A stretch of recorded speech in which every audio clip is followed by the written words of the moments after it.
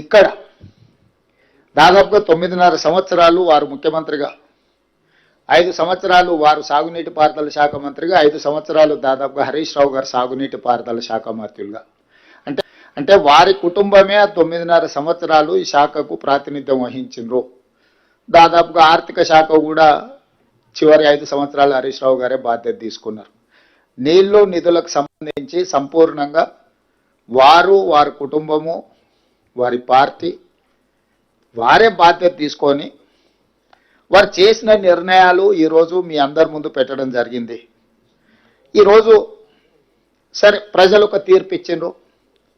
ప్రజల తీర్పు అనుసారము మనందరం బాధ్యత తీసుకున్నాము.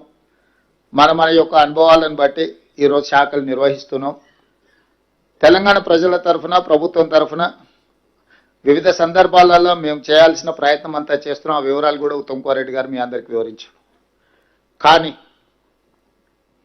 అధికారం కోల్పోయి, ఆ తర్వాత డిపాజిట్లు కోల్పోయి, ఆ తర్వాత ఎన్నికల్లో పోటీ చేయడానికి అభ్యర్థులు దొరకకపోవడం వల్ల ఈరోజు ఒక విచిత్రమైన వాదనను తీసుకొని వాళ్ళు ముందుకు వస్తున్నారు.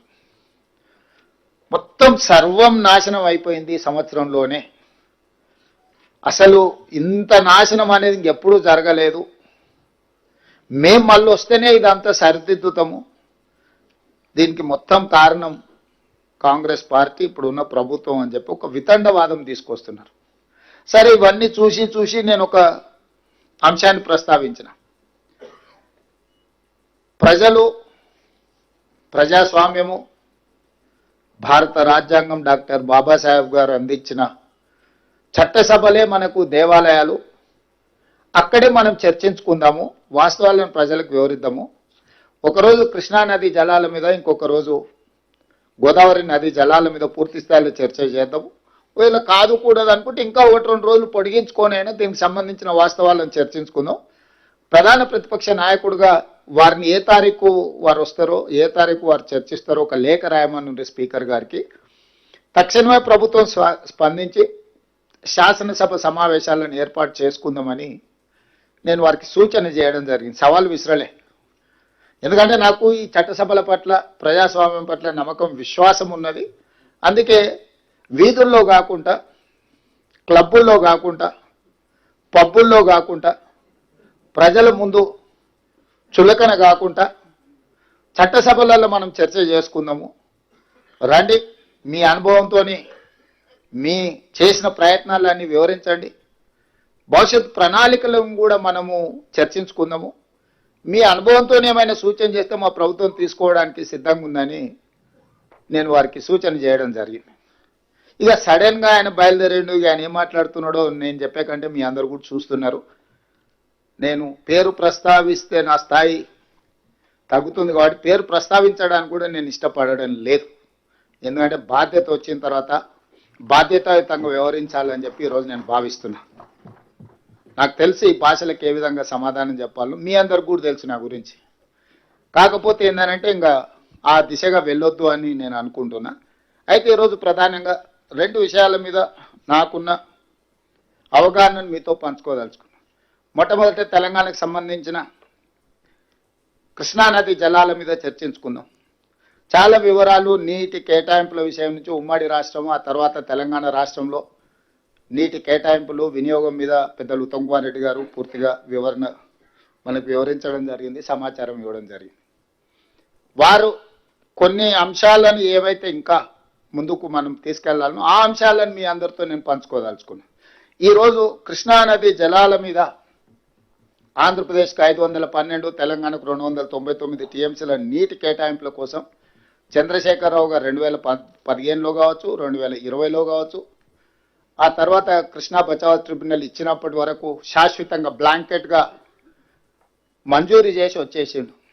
అది అయిపోయిన తర్వాత వారు బేసిన్లు లేవు, బేసిజాలు లేవు, మీరు గోదావరిలో 3000 టీఎంసీలు సముద్రంలో పోతున్నాయి, మీరు తీసుకెళ్ళండి. కృష్ణా బేసినే కాదు, గోదావరి బేసిన్ నుంచి కృష్ణా బేసిన్, కృష్ణా బేసిన్ నుంచి పెన్నా బేసిన్ వరకు, గ్రేటర్ రాయలసీమ అంటే ప్రకాశం, నెల్లూరు వరకు కూడా మీరు నీళ్లు తీసుకెళ్ళండి.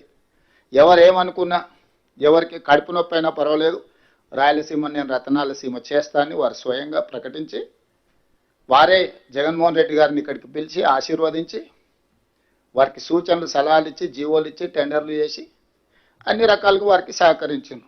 సార్ వారిద్దరి అనుబంధం ఎలాంటిది అయినా అది తెలంగాణకు తీరని నష్టం. వారిద్దరి మధ్యలో ఆప్యాయత ఉండడాన్ని అనుబంధం పెంచుకుంటే మాకేం అభ్యంతరం లేదు. కానీ శాశ్వతంగా తెలంగాణ ప్రజలకు కృష్ణానది పరివాహక ప్రాంతంలో ఉండే రైతాంగానికి మరణ శాసనం రాసే అధికారం చంద్రశేఖరరావు గారికి ఎవరు ఇవ్వలేదు.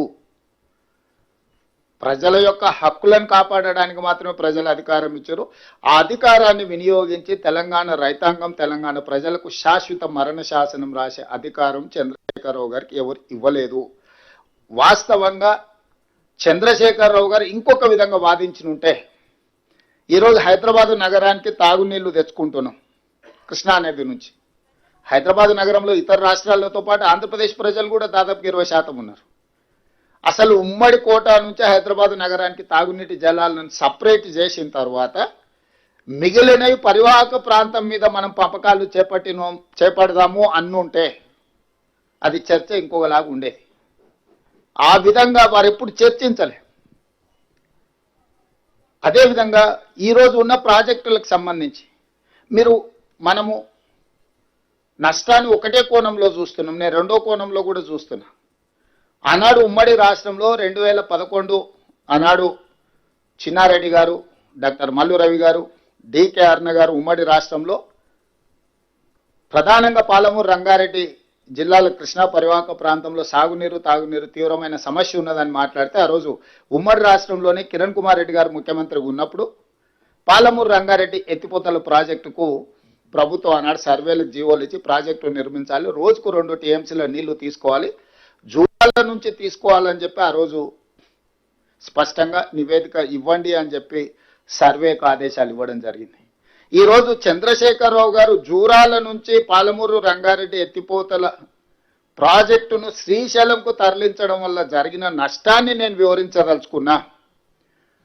ఈరోజు అది తుంగభద్ర కావచ్చు, లేకపోతే కృష్ణానది కావచ్చు, భీమా కావచ్చు, నదులు ఉపనదుల నుంచి ఏ వచ్చినా మహబూబ్ నగర్ జిల్లాలో గద్వాల్ అలంపూర్ ప్రాంతంలో మొట్టమొదటి తెలంగాణ రాష్ట్రంలోకి నీళ్లు వస్తాయి.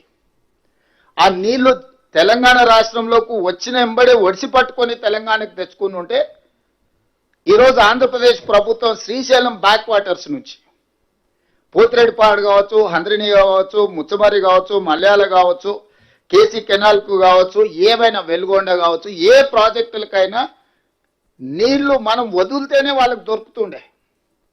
ఇవాళ నీళ్లు వచ్చినప్పుడు వచ్చిన దగ్గర పట్టుకోకుండా వదిలేసి మహబూబ్ నగర్ జిల్లాలో ఎంటర్ అయిన నీళ్లు తిరిగి మళ్ళీ కర్నూలు ప్రాంతం ఆ పక్క నుంచి తిరుక్కొని మళ్ళీ ఇక్కడికి వచ్చినప్పుడు ఇక్కడ పట్టుకుంటా అంటున్నాడు. కింద మీద ఉన్నప్పుడు పట్టుకోకుండా చివర పట్టుకోవడం వల్ల ఈ నీళ్లు కంప్లీట్గా రాయలసీమ ప్రాంతానికి వెళ్ళిపోవడంతో అక్కడొచ్చిన నీళ్లను అక్కడి నుంచి అక్కడనే దారి దోపిడీ చేసే పరిస్థితి ఈరోజు రాయలసీమ కానీ ఆంధ్రప్రదేశ్ ప్రభుత్వానికి ఇచ్చింది. చంద్రశేఖరరావు గారు తెలంగాణ రాష్ట్రంలోకి ప్రవేశించిన కృష్ణానది జలాలను ప్రవేశించిన ఎంబడే పాలమూరుకు, రంగారెడ్డికి, నల్గొండకు, ఇతర ప్రాంతాలకు తరలించకపోయిన ఉంటే ఈరోజు పోతిరెడ్డిపాడు కానీ, రాయలసీమ లిఫ్ట్ కానీ, మాల్యాల కానీ, ముచ్చమరి కానీ ఇతర ఏ ప్రాజెక్టు కూడా రాయలసీమకు నీళ్లు తరలించుకోకపోవడానికి అవకాశం లేకుండా ఉండుండే.